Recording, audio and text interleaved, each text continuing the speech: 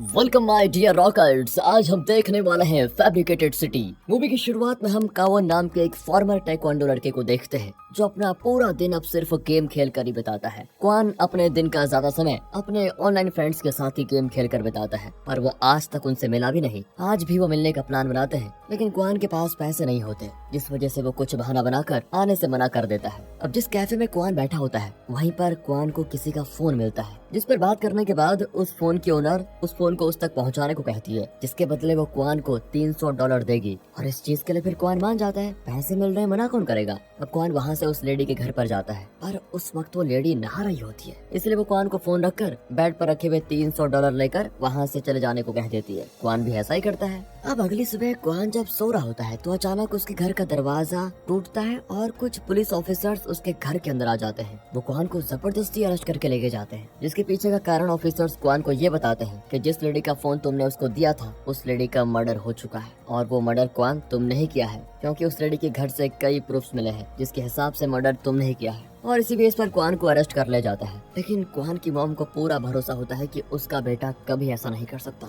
इसलिए वो public lawyer मिन के पास जाती है ताकि वो उसके बेटे का केस लड़ पाए। अब उसके लिए पहले मिन तो मना कर रहा होता है, और बाद में वो कैसे भी करके मान ही जाता है। कोर्ट में जब क्वान का केस लड़ा जाता है, उस वक्त मिन बहुत कोशिश करता है कि वो किसी तरह से क्वान को बचा ले, लेकिन ऐसा हो नहीं पाता, क्योंकि ऑलमोस्ट हर सबूत क्वान के खिलाफ होते हैं। लेडी के घर में क्वान के फिंगरप्रिंट्स थे, उस लेडी को सेक्सुअली हरास करके मारा गया था और वहाँ क्वान का सीमन भी मिला था। ये कैसे पॉसिबल हो सकता है। साथ में कोर्ट में ये भी कहा जाता है कि क्वान अपने पूरे दिन गेम खेलने में बिताता है, जिस वजह से उसे रियल और फेक वर्ड में डिफरेंस पता ही नहीं चलता, और इसी पागलपन की वजह से उसने ये मर्डर किया होगा। अब कोर्ट में हर सबूत क्वान के खिलाफ होते हैं, जिस वजह से उसे उम्र कैद की सजा दी जाती है। इस तरह उसे सबसे हाई सिक्योरिटी वाले जेल में भेज दिया जाता है। अब जेल के पहले दिन दिखाते हैं तो डुक्सू नाम का एक कैदी क्वान को अपनी टीम के साथ परेशान करने लगता है और उसे कहता है कि तुमने उस लड़की के साथ जबरदस्ती क्यों की थी। इसे सुनकर तो क्वान को बहुत गुस्सा आता है और डुक्सू को मारते हुए कहता है कि मैंने ऐसा कुछ नहीं किया, समझे। इसी बीच वहाँ पर गार्ड्स आ जाते हैं और सभी को वहाँ से भगा देते हैं, लेकिन झगड़े की वजह से क्वान अब डुक्सू और उसकी गैंग का टारगेट बन जाता है। उस दिन से हर रोज डुक्सू और उसके गैंग के लोग क्वान को मारने लग जाते हैं। बेचारा क्वान कुछ भी नहीं कर पाता। एक वक्त के बाद तो वो इससे ही अपनी रियलिटी समझकर पूरा दर्द सहता रहता है। अब एक दिन क्वान की मॉम मिन के साथ क्वान से मिलने आती है,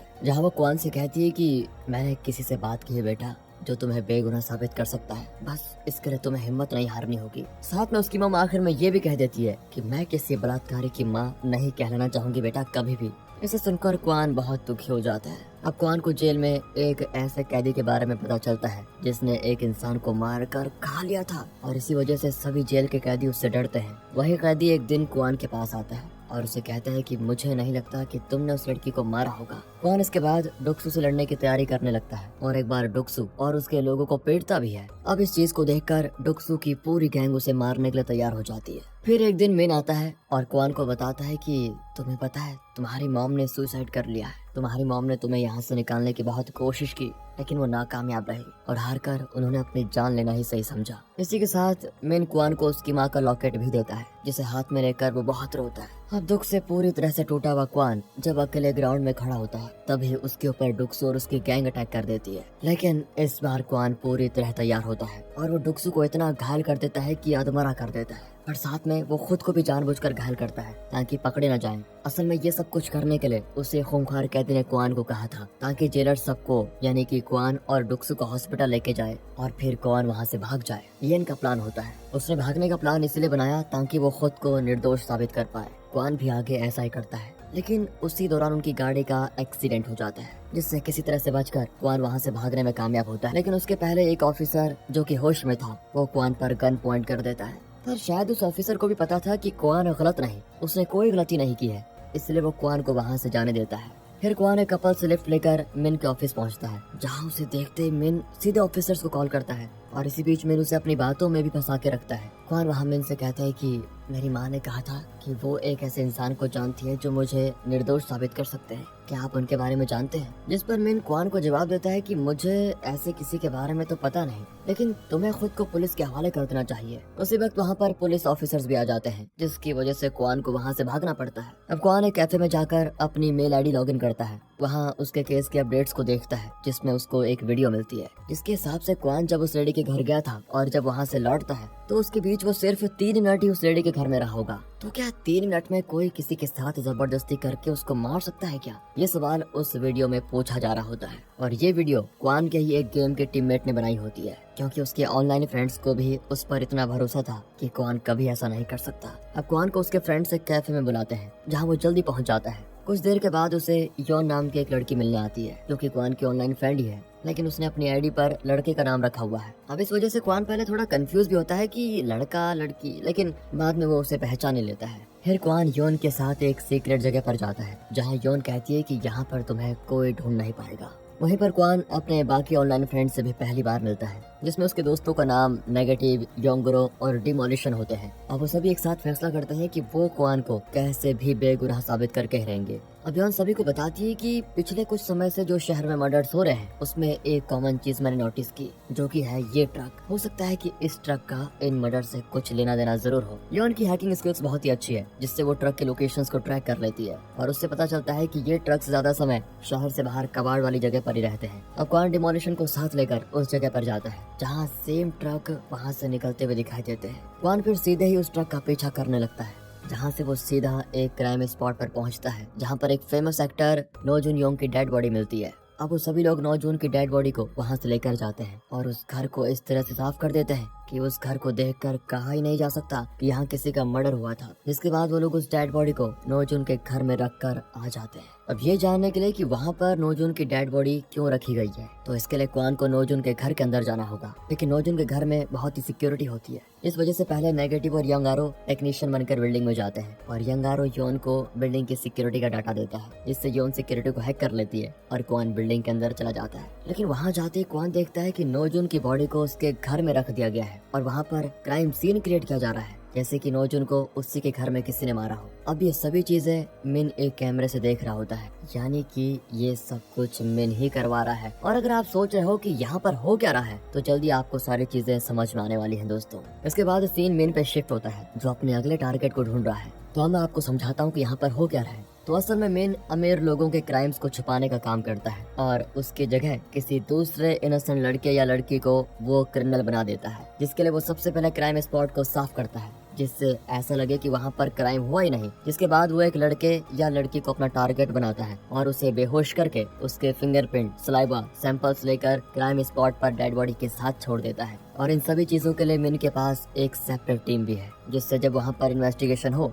तो अमीर आदमी बच जाए और सभी को लगे कि वहाँ इस इनोसेंट आदमी ने क्राइम किया है। यहाँ भी मिन ऐसा ही क्रिएट कर रहा है, क्योंकि एक्टर नोजुन को गुस्से में योशिन ग्रुप के चेयरमैन चंग की बेटी ने मारा होता है और अपनी बेटी को बचाने के लिए चंग मिन को किसी और लड़की को यहाँ फंसाने के लिए कहता है और मिन भी ऐसा ही करता है। मिन अपने नेक्स्ट टारगेट को ढूंढ लेता है और उसके घर अपने लोगों को भेजकर उसके सैंपल्स ले आता है, जिसके बाद उन सैंपल्स को वो नोजुन के घर पर हर जगह लगा देते हैं, जिससे ऐसा लगे कि ये क्राइम उसी लड़की ने किया है। और दोस्तों ऐसा ही क्वान के साथ भी किया गया था, क्योंकि जिस लड़की के मरने के क्राइम में क्वान को जेल हुआ था उसे असल में किसी अमीर बिजनेसमैन के बेटे ने मारा था। अब यहाँ नोजू का क्राइम सीन बन चुका है और उस लड़की जिसका नाम की किम है उसके फिंगरप्रिंट्स भी पूरे घर में फैला दिए होते हैं, क्योंकि किम को ही मिन ने अपना अगला टारगेट चुना है। दूसरी ओर क्वान और योन फिंगरप्रिंट्स के जरिए उस किम को ढूंढ लेते हैं और उसे कॉल करके ट्रैक करते हैं। अब यहाँ एक दिन किम को एक अननोन लेडी का कॉल आता है, जिसके पास किम का पर्स छूट गया था। पर जब उस लेडी की आवाज क्वान को सुनाई देती है तब उसे याद आता है कि इसी लेडी ने उस दिन उसे अपना फोन लौटाने के लिए उसे घर बुलाया था,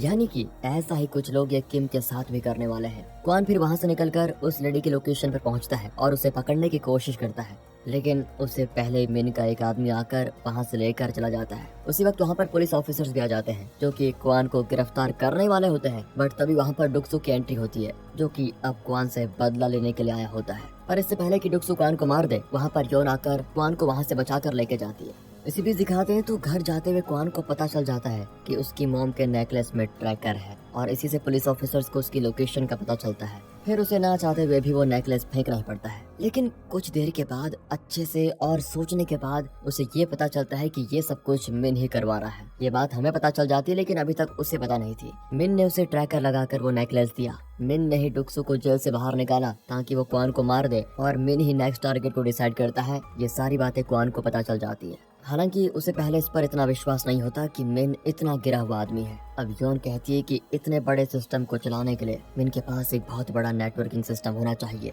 और जब मिन की बिल्डिंग को स्कैन किया जाता है तब उन्हें पता चलता है कि उसकी बिल्डिंग के बीचों बीच उसने इस नेटवर्किंग सिस्टम को बना के रखा हुआ है। अब मिन का प्लान बर्बाद करने के लिए क्वान और उसके दोस्त पहले तो नोजुन के फेक क्राइम सीन को खराब कर देते हैं, और जहाँ जहाँ मिन उसके बाद क्राइम सीन बनाने की कोशिश करता है, क्वान और उसके दोस्त आकर वहाँ भी काम खराब कर देते हैं। अब इससे मिन का बहुत दिमाग खराब हो जाता है कि क्या करो। इस दौरान क्वान अपनी चाल चलता है जिसमें वो चेयरमैन चंग की बेटी को बेहोश करके नोजुन के घर पर छोड़ देता है, जिससे पुलिस ऑफिसर चंग की बेटी को एक्टर नोजुन को मारने के जुर्म में अरेस्ट कर लेते हैं, जो कि उसी ने किया था। अब ये देखकर मिन का और दिमाग खराब, लेकिन तभी क्वान उसकी बिल्डिंग में आता है और उसे बहुत बुरी तरह मारता है। उसी दौरान क्वान को ये भी पता चलता है कि मिन ने ही उसकी मॉम को मारा है, क्योंकि वो इस केस में बहुत ज्यादा छानबीन करने लग गई थी, जिसे सुनकर क्वान अब पागलों की तरह मिन को मारने लगता है। मिन को बुरी तरह पीटने के बाद क्वान उसके डाटा को योन के पास भेज देता है, जिसके लिए एटलीस्ट आधा घंटा पेन ड्राइव मिन के नेटवर्क सिस्टम से लगा होना चाहिए। और तभी मिन क्वान से कहता है कि तुम्हारे सारे दोस्त डुक्सू के कब्जे में है, और अगर तुम यहाँ रुक कर डाटा लेने में लगे रहो तो वो सभी को मार देगा। इसके बाद क्वान वहाँ से अपने दोस्तों को बचाने जाता है और बचा भी लेता है,